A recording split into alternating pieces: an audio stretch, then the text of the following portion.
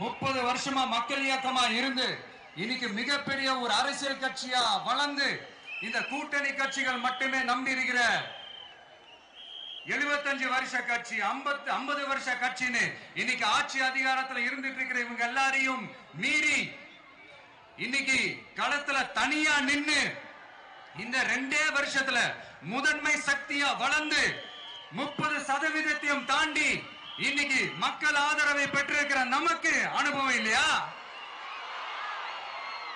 உங்களுடைய அனுபவம் என்னன்னு சொல்லட்டுமா? கட்சி ஆரம்பிச்ச அண்ணாவை மறந்தது, கட்சி ஆரம்பிச்ச எம்ஜிஆர் அவர்களை மறந்தது, கட்சியை வளர்த்த ஜெயலலிதா மேடம் அவங்களை மறந்தது. இவங்க எல்லாரும் சொன்ன விஷயங்கள், பேசின விஷயங்கள், எதையெல்லாம் ஃபாலோ பண்ணணும்னு சொன்ன விஷயங்கள் எல்லாத்தையும் மறந்தது. இவங்களுக்கு நமக்கு அனுபவம் இல்லையா? நமக்கு அனுபவம் இல்லதான். கொள்ளை அடிக்கிறதுல எல்லாம் எங்களுக்கு அனுபவம் இல்லதான். அதெல்லாம் எங்களுக்கு சுட்டு போட்டாலும் வராது. இந்த கொள்கையை பேருக்கு மட்டும் வச்சுக்கிட்டு நேரடியா சரண்டர் ஆகிறது, மறைமுகமா சரண்டர் ஆகிறது, இந்த மாதிரி அனுபவம் நமக்கு இல்லதான். அதுவும் நமக்கு சுட்டு போட்டாலும் வராது.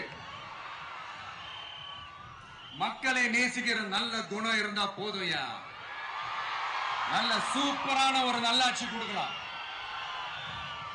தமிழ்நாடு எப்பவுமே டெல்லிக்கு அவுட் ஆஃப் கண்ட்ரோல் அப்படின்ட்டு ஸ்டாலின் சார் அடிக்கடி சொல்லுவாங்க. ஸ்டாலின் சார் எதெல்லாம் அவுட் ஆஃப் கண்ட்ரோல் இப்ப நான் கொஞ்சம் சொல்லட்டுமா? முதல்ல சட்டம் ஒழுங்கெல்லாம் அவுட் ஆஃப் கண்ட்ரோல், பெண்கள் பாதுகாப்புல அவுட் ஆஃப் கண்ட்ரோல், இளைஞர்கள் வேலை வாய்ப்புல அவுட் ஆஃப் கண்ட்ரோல், மொத்தத்தில் அவரோட ஆட்சியே ஒரு அவுட் ஆஃப் கண்ட்ரோல்.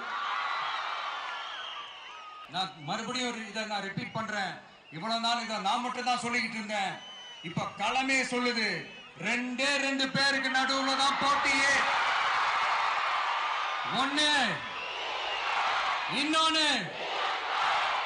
ஒன்னு தூய சக்தி டிவிக்கு, இன்னொன்னு தீய சக்தி டிஎம்கே.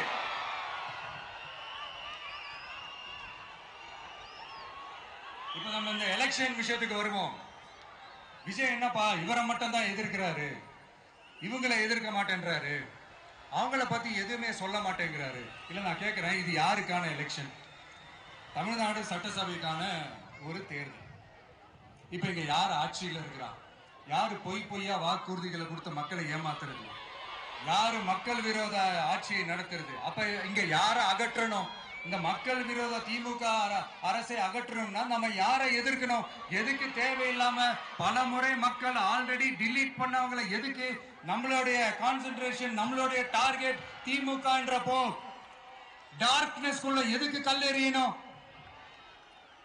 இங்க மக்களை விரும்புற விஜய் வேணுமா, இல்ல மக்கள் விரோத ஆட்சி நடத்துற ஸ்டாலின் சார் வேணுமா? அவ்வளவுதான் இந்த தேர்தல். இதுக்கு நடுவுல வேற யாருமே கிடையாது. புரியுதுங்களா உங்களுக்கு? இந்த மத்த கட்சிகளுக்கெல்லாம் மாநாடு நடத்துறதுக்கோ, பொதுக்கூட்டம் நடத்துறதுக்கோ, இல்ல ஹால் ஃபங்க்ஷன்ஸ் நடத்துறதுக்கோ பர்மிஷன் கொடுப்பாங்க, இடம் கொடுப்பாங்க. ஆனா நமக்கு மட்டும் இடம் கொடுக்க மாட்டாங்க, கொடுக்கவும் விட மாட்டாங்க. இது என்னங்க நியாயம்? நான் போய் மக்களை சந்திக்கிறதுக்கோ, இல்ல மக்கள் வந்து என்ன சந்திக்கிறதுக்கோ ஒரு உரிய இடமோ இல்ல உரிய பாதுகாப்போ மத்த கட்சிகளுக்கு எல்லாம் கொடுப்பாங்க. ஆனா எனக்கு கொடுக்க மாட்டாங்க, கொடுக்கவும் விட மாட்டாங்க. இது என்னங்க நியாயம்? இந்த SOPs சொல்லுவாங்க, அதனுடைய ஃபுல் ஃபார்ம் வந்து ஸ்டாண்டர்ட் ஆபரேட்டிங் ப்ரொசீஜர். ஆனா எனக்கு மட்டும் அது ஸ்டாலின் சார் ஆபரேட்டிங் ப்ரொசீஜர். இது என்னங்க நியாயம்? வண்டியா கொண்டாந்து கூட்டுவாங்க. 1000, 2000, 3000, 4000, 5000 சாமி மேல சத்தியெல்லாம் வாங்குவாங்க. அப்படிதான் இத்தனை வருஷமா உங்களை ஏமாத்தி இருக்கிறாங்க. வாங்கிக்கங்க, சந்தோஷமா வாங்கிக்கங்க. எல்லாம் உங்க பணம் தான். வாங்கிக்கிட்டு அவங்க காதிலே விசில ஊதி அனுப்புங்க. எப்படி?